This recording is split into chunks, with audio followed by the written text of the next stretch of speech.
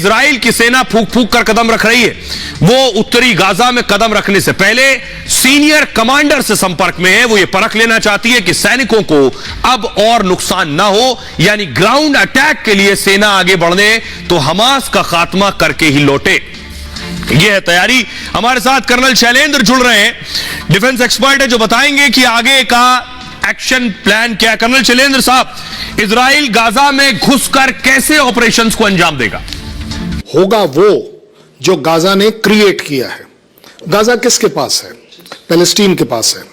Palestine किसके पास है? Hamas के पास है। 6 तारीख को जो कुछ हुआ है, 7 तारीख को जो कुछ हुआ है, वो किसने किया है? हमास ने किया है। हमास किसका है? पैलेस्टीन का है। पैलेस्टीन कहां है? वो गाजा में है। अब गाजा के ऊपर किसका हक होना चाहिए गलती का और किसका हक होना चाहिए सही होने का? सवाल आज ये है।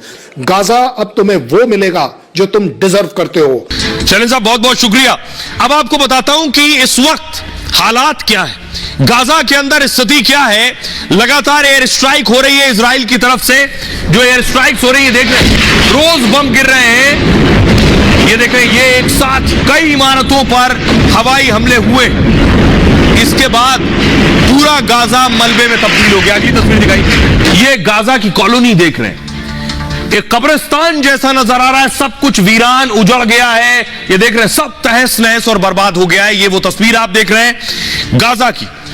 लेकिन अगली तस्वीर मैं आपको दिखाने जा रहा हूं, इसके बीच गाजा में ये जो बच्चा देख रहे हैं, ये हवाई हमले के बाद बचा है, जिसके मां बाप नहीं बचे हैं। इस बच्चे के साथ पत्रकार खेल रहा है। फुल स्क्रीन लीजिए जरा, बच्चा हंस रहा है।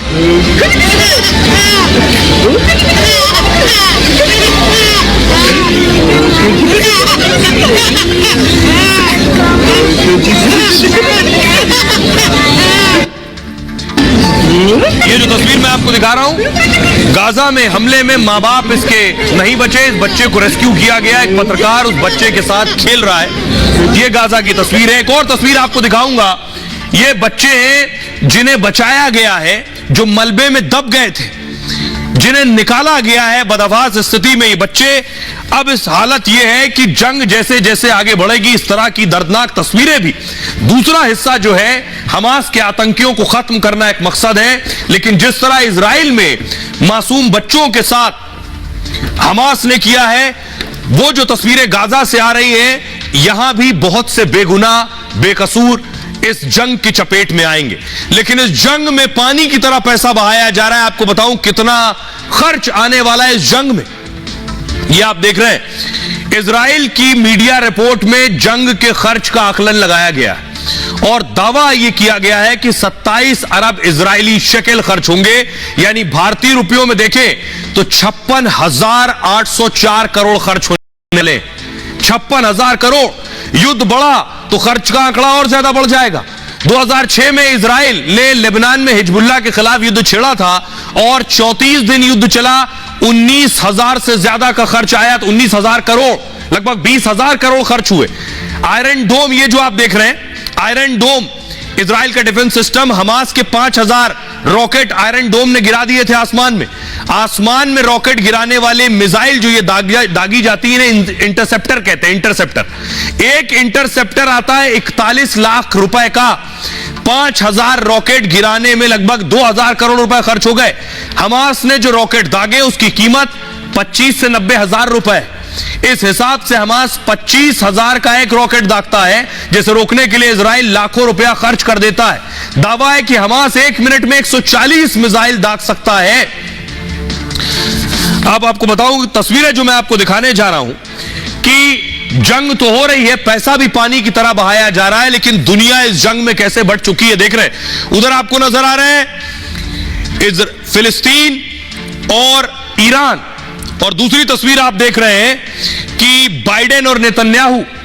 जरा रिपोर्ट देखिए कि आखिर कैसे दुनिया दो फाड़ हो गई है।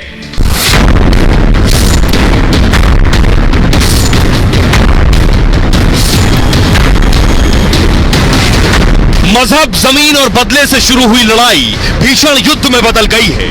हमास और इजराइल के बीच शुरू हुई जंग ने वर्ल्ड ऑर्डर ही बदल दिया है। मतलब इसने दुनिया को 2 धड़ों में बांट दिया है। एक तरफ इजराइल के समर्थक हैं, जिनमें सबसे ऊपर है सुपर पावर अमेरिका। बाइडेन ने विदेश मंत्री के बाद रक्षा मंत्री को इजराइल में भेजकर पैगाम दे दिया है कि वो नेतन्याहू के साथ हैं। जर्मनी और ब्रिटेन जैसे देश भी खुलकर इजराइल के साथ आ गए हैं। तो दूसरी तरफ ईरान, तुर्की, सीरिया और यमन जैसे अरब देश फिलिस्तीन के साथ खड़े हो गए हैं। वो हमास की बजाय इजराइल के कदम को गलत बता रहे हैं और ऐसा करने वालों में बड़ा नाम पुतिन का भी है। मतलब इजराइल और हमास के बीच शुरू हुई लड़ाई से पुतिन और बाइडेन फिर आमने सामने आ गए। आइए अब आपको बताऊं कि पूरी दुनिया कैसे टेंशन में है।